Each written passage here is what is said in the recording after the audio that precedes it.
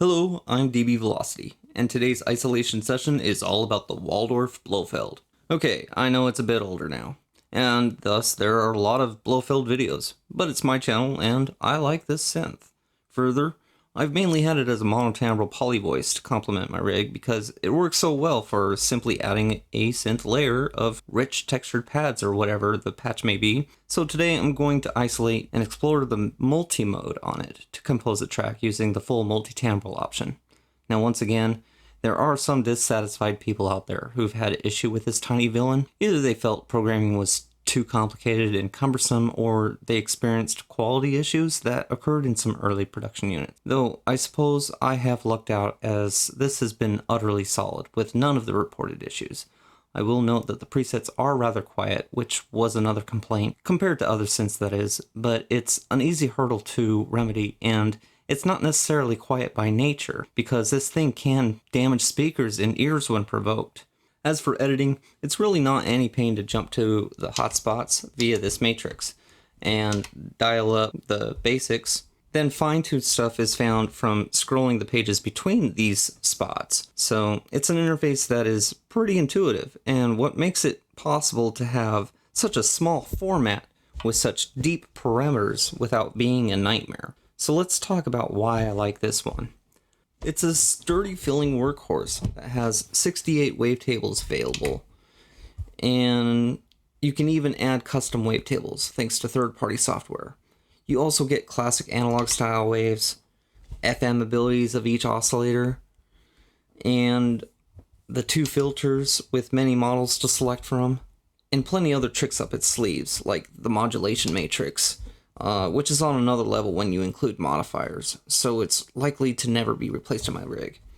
It's also still available to this day, 13 years, and it's still a strong contender. So let's talk layout. The module version will need MIDI control, and I'll want a sequencer to control the parts that I'm not playing. So I'll need to pair it up, and I could use the MPC one again, but I decided to go back to the time that this was new and use my MC808 by Roland. Yeah, I do love this old machine too. It's quite nice as a master sequencer with quick access to the parts, which align with MIDI channels.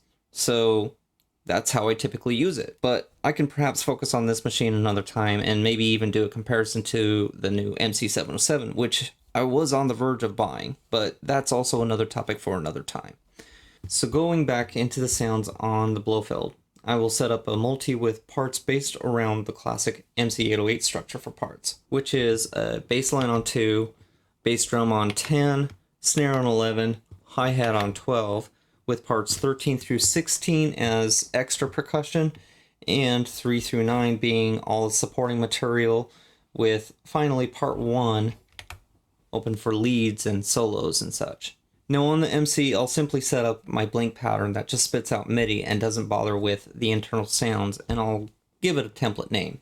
Next is laying down some parts to start the jam. Sadly, the pads here on the 808 are not velocity or aftertouch sensitive, and for that I'll just use a keyboard that has velocity and aftertouch, and this will give me a way to play and record all the parts into the 808 sequencer one at a time with expression. Then I can skip editing in velocity values and such. Okay, so now it's a small party in here in isolation. I mean, this really is a complementary synth module. You absolutely need MIDI just to get a sound to play back, or you spend extra and get the keyboard version, which I understand has a very nice fat tar key bit, 49 key with velocity and aftertouch and so on. And as a bonus, the sample license is also included, which you do have to purchase separately for the module, should you want to load key groups or multi-samples. I do have the license purchased, though rest assured all sounds will be direct from the Blofeld with no external processing. The other tools here are for MIDI control only, and you could use whatever tools you have, and now it's worth noting this could perhaps be a perfect device for any MPE controller by assigning all multi-MIDI channels to the same style patch to make an excellent standalone hardware MPE rig. So yeah, I have my MIDI out of the keyboard to the in on the sequencer, and the sequencer out to the Blofeld. The MC808 has a system setting allowing the input of any MIDI channel to route to the selected part, which is already toggled. This way, my keyboard automatically routes to the MIDI channel of the part that is selected. All set up, time to explore.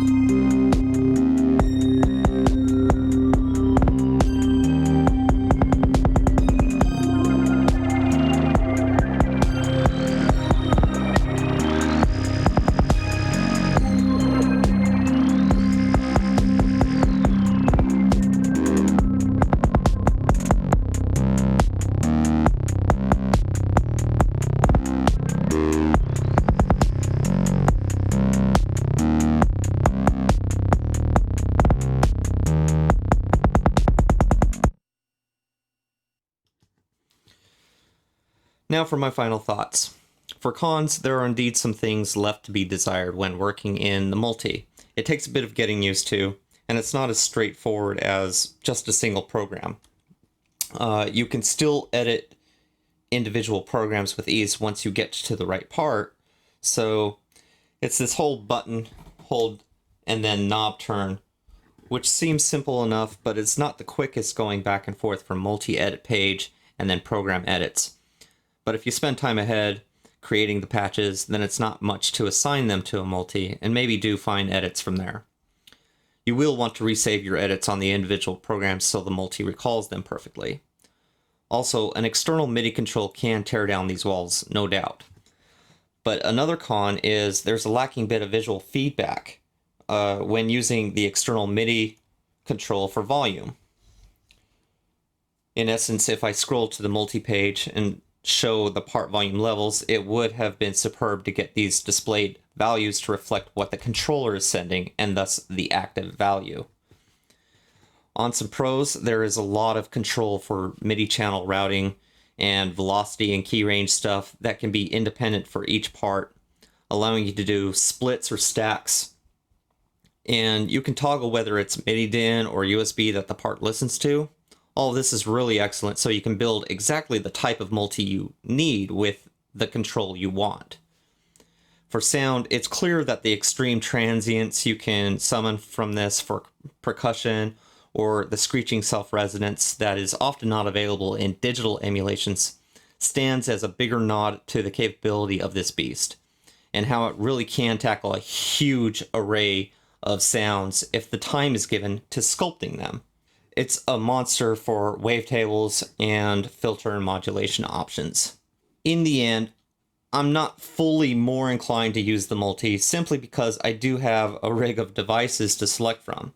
Though the multi doesn't have to be 16 parts, and I could employ only 2 if I desire, and mute all the other parts to simply get another pad layered in with some sparkling effects, and perhaps utilize some splits.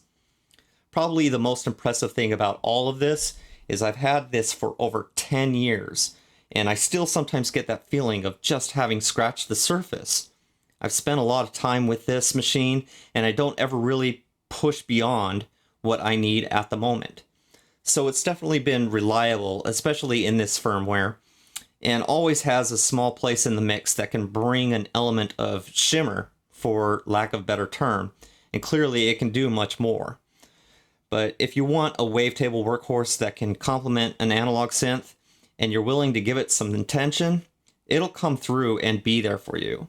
I could go on a limb and suggest you stick with the Shadow version here for a quality unit, but I have no real basis for that. It just looks cool to me. I'm DB Velocity, thank you for watching, and let me know what you think in the comments, and I wish you all very well. Take care now.